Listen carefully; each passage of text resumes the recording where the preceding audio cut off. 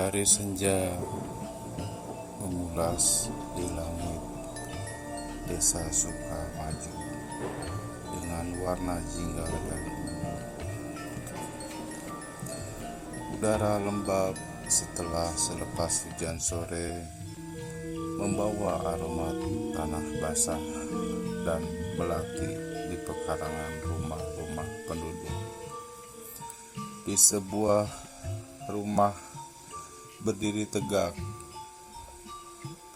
di tepi desa, seorang pria bernama Arya duduk di ruang tamu, menatap kosong ke arah jendela. Rumah itu hadiah dari mertuanya, seharusnya menjadi awal kehidupan baru bagi Arya dan istrinya, Ratna.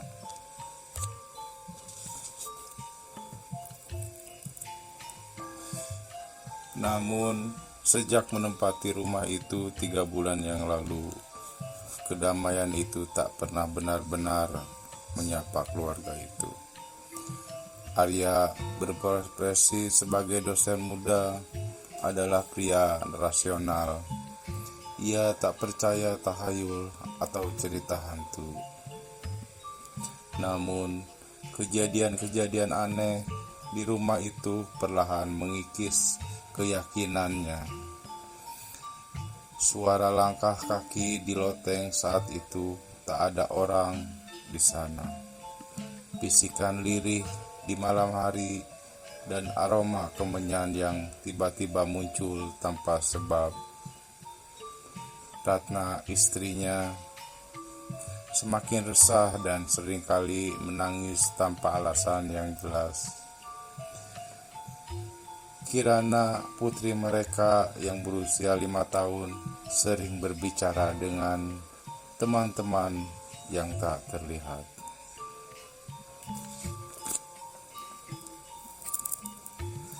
"Ayah, lihat, teman Kirana sedang melukis bunga," kata Kirana suatu sore, sambil menunjuk ke dinding kosong di kamarnya.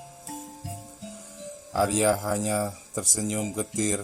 Ia tahu Kirana sedang berimajinasi, tapi ia juga merasakan ada sesuatu yang tidak beres di rumah itu. Rumah itu sendiri memiliki sejarah yang kelam. Menurut cerita warga desa, rumah itu dibangun di atas bekas tanah kuburan. Dulu, di lokasi itu terdapat pemakaman umum desa, namun kemudian dipindahkan karena dianggap tidak layak. Beberapa warga tahu desa Sukamaju memperingatkan Arya dan Ratna untuk tidak membeli rumah itu, mengatakan bahwa tanah itu angker dan dihuni oleh arwah penasaran. Namun Arya dengan keyakinan yang kuat, ia mengabaikan peringatan itu. Ia menganggap itu hanya tahayul belaka. Kejadian-kejadian aneh semakin intens. Lampu berkedip-kedip sendiri, pintu berdetik tanpa angin, dan barang-barang sering berpindah tempat. Ratna mulai merasa ketakutan dan seringkali terjaga di malam hari karena merasa ada yang mengawasi. Suatu malam, saat Arya sedang bekerja di ruang kerjanya, ia mendengar suara tangisan. Ia segera berlari ke kamar Kirana dan mendapati putrinya sedang duduk di tempat tidur, menangis terseduh-seduh. "Ada apa, sayang?" tanya Arya memeluk Kirana. Teman Kirana marah. Dia bilang rumah ini punya dia, jawab Kirana sambil berisak. Arya mencoba menenangkan Kirana, mengatakan bahwa ini hanya mimpi buruk. Namun ia sendiri merasa merinding mendengar perkataan putrinya. Keesokan harinya, Arya memutuskan untuk mencari tahu lebih banyak tentang sejarah rumah itu. Ia menemui Pak Karto, sesepuh desa yang paling disegani. Pak Karto adalah orang yang paling tahu tentang sejarah desa Sukamaju, termasuk cerita-cerita mistis yang beredar di desa itu. Pak Karto, saya ingin bertanya tentang rumah yang saya beli. Saya dengar rumah itu dibangun atas tanah kuburan, kata Arya dengan nada hati-hati. Pak Karto menghela napas panjang.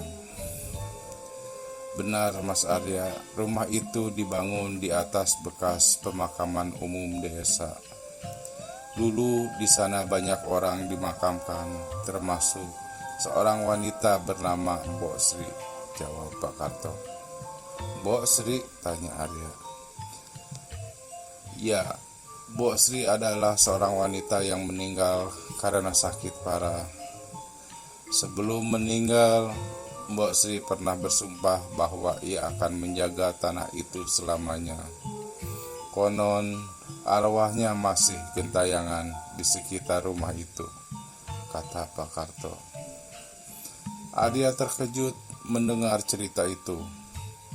Ia menyadari bahwa apa yang terjadi di rumahnya bukanlah kebetulan. Ada kekuatan gaib yang sedang mengganggu keluarganya. Apakah ada cara untuk menenangkan arwah Mbok Sri, Pak? Tanya Arya dengan harapan. Pak Karto menggelengkan kepala. Sulit Mas Arya, Mbok Sri adalah arwah yang kuat dan pendendam. Untuk menenangkannya, kita harus melakukan ritual khusus yang melibatkan orang-orang yang memiliki kekuatan spiritual, jawab Pak Karto. Arya merasa putus asa. Ia tidak tahu apa yang harus diperbuat. Ia ingin melindungi keluarganya dari gangguan arwah Mbok Sri. Namun, ia juga tidak tahu bagaimana caranya. Malam itu, kejadian aneh kembali terjadi. Arya dan Ratna terbangun karena suara gaduh di ruang tamu. Mereka segera berlari ke ruang tamu yang mendapati semua perabotan terbalik dan berserakan di lantai. Di tengah-tengah kekacauan itu, mereka melihat sosok perempuan berpakaian putih berdiri dekat jendela. Sosok itu menatap dengan tatapan dingin dan menakutkan. Siapa kamu? Tanya Arya dengan gemetar. Suara itu tidak menjawab, ia hanya tersenyum sinis dan kemudian menghilang begitu saja. Arya dan Ratna saling berpelukan, ketakutan mereka tahu arwah itu Mbok Sri.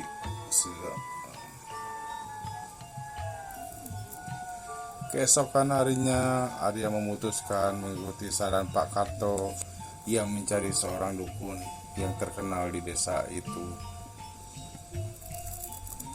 Dukun itu bernama Ki Jaka. Ki Jaka datang ke rumah Arya dan melakukan ritual khusus untuk menenangkan arwah Mbok Sri. Ritual itu melibatkan pembacaan mantra-mantra kuno, pembakaran kemenyan dan pemberian sesajen berupa bunga, telur, dan buah-buahan. Selama ritual berlangsung, Arya dan Ratna sangat merinding.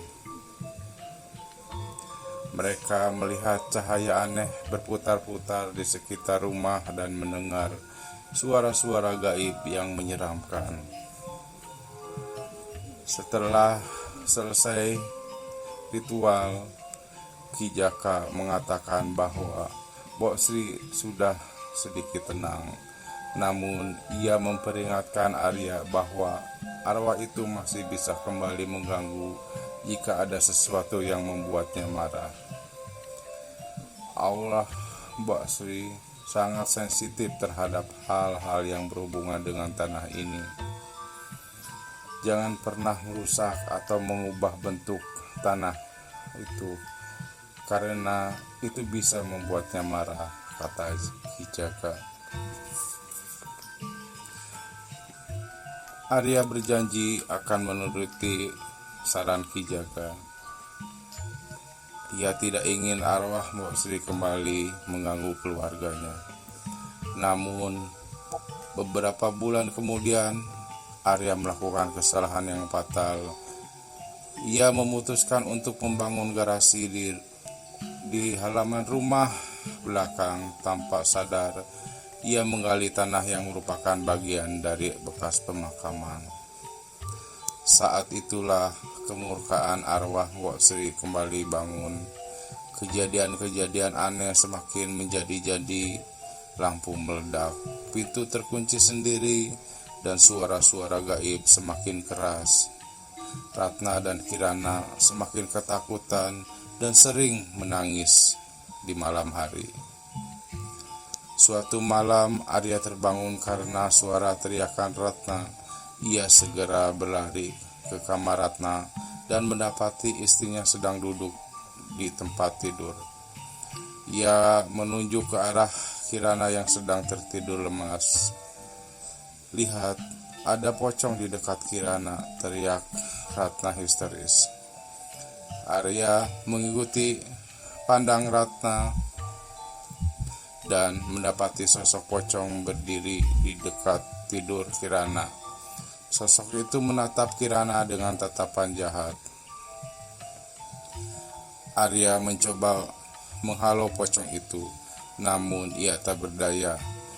Pocong itu semakin mendekat ke arah Kirana, seolah-olah ingin menculik putrinya. Tiba-tiba Kirana membuka matanya dan berteriak, "Jangan sentuh aku, pergi." Pocong itu terkejut mendengar teriakan Kirana dan kemudian menghilang begitu saja. Arya dan Kirana memeluk. Mereka tahu kini telah diselamatkan oleh kekuatan gaib yang tidak diketahui. Namun, kejadian itu meninggalkan trauma yang mendalam bagi Kirana. Ia menjadi pendiam dan seringkali ketakutan. Ia terus-menerus berbicara tentang teman yang jahat ingin menculik dirinya. Arya merasa bersalah apa yang telah terjadi. Ia tahu ia telah membuat kesalahan besar dengan membangun garasi di atas bekas pemakaman. Ia telah membangunkan kemurkaan arwah Mbok Sri dan membahayakan keluarganya. Akhirnya, Arya memutuskan untuk menjual rumah itu. Ia tidak ingin tinggal di rumah yang tinggal dengan teror dan kesedihan. Ia ingin memberi kehidupan yang lebih baik bagi Ratna dan Kirana. Namun, menjual rumah itu bukanlah hal yang mudah. Banyak calon pembeli yang membatalkan niatnya setelah mendengar cerita tentang rumah itu. Akhirnya, Arya berhasil menjual rumah itu dengan harga yang sangat murah kepada seorang pengusaha kaya yang tertarik dengan sejarah mistis rumah itu. Setelah menjual rumah itu, Arya dan keluarganya pindah ke kota. Mereka memulai kehidupan baru di sana, mencoba melupakan trauma yang telah mereka alami. Namun, bayang-bayang rumah itu terus menghantui Arya. Ia seringkali terbangun di malam hari karena mimpi buruk tentang pocong dan arwah Mbok Sri. Ia merasa bersalah apa yang telah terjadi pada keluarganya. Suatu hari, berbulan-bulan setelah kepindahan Arya sekeluarganya, Ratna menghembuskan napas terakhir setelah berjuang melawan sakit keras. Arya yang berada di sisinya saat itu hanya bisa menggenggam tangan istrinya yang mulai dingin. Kepergian Ratna membuat Arya semakin kehilangan separuh jiwanya. Ia terpukul dan hampa. Setelah kematian Ratna, Arya setiap hari mengunjungi makam Ratna dan meminta maaf atas semua kesalahan yang telah ia lakukan. Ia juga terkadang berkunjung ke Pakarto untuk meminta nasihat. Mas Arya, kematian Ratna adalah sebuah tragedi yang menyedihkan. Namun, Mas Arya harus tegar dan melanjutkan hidup. Mas Arya harus menjaga Kirana dan memberikan kasih sayang yang cukup kepadanya, kata Pakarto dengan bijaksana. Arya mengangguk setuju. Ia berjanji akan menjaga Kirana dengan segenap hati. Namun, takdir berkata lain. Beberapa bulan kemudian, Kirana juga meninggal dunia karena kecelakaan lalu lintas. Arya sangat terpukul atas kematian Kirana. Ia merasa hidupnya hancur lebur. Ia duduk di depan makam mereka, menangis terseduh-seduh. Aku telah kehilangan kalian berdua. Aku telah gagal melindungi kalian. Aku menyesal, kata Arya dengan suara putus asa. Tiba-tiba Arya merasakan kehadiran seseorang di dekatnya. Ia menoleh. Ia mendapati sosok perempuan berpakaian putih berdiri di sampingnya. Ia menatap sosok itu dengan tatapan yang lembut dan penuh kasih sayang. Jangan sedih, Mas Arya. Aku dan Kirana baik-baik saja. Kami tidak ingin melihatmu menderita. Sosok itu dengan suara lirih. Arya terkejut. Ia menyadari bahwa sosok itu adalah arwah Ratna. Ratna, tanya Arya dengan suara gemetar. Ratna tersenyum dan mengangguk. Ya Mas Arya, aku datang untuk menenangkanmu. Kami semua tenang sekarang, kata Ratna. Ratna kemudian menghilang begitu saja. Arya merasa lega dan damai. Ia tahu Ratna dan Kirana telah menemukan kebahagiaan abadi. Namun kesedihan tetap menghantuinya. Ia merasa kesepian dan kehilangan. Ia tidak tahu bagaimana melanjutkan hidup tanpa Ratna dan Kirana. Arya kembali ke kota dan hidup sebatang kara. Ia menjadi seorang petapa, menghabiskan waktu untuk merenungkan kehidupan dan kematian. Ia tak pernah melupakan Ratna dan Kirana. Ia selalu mengenang mereka dengan doa-doanya.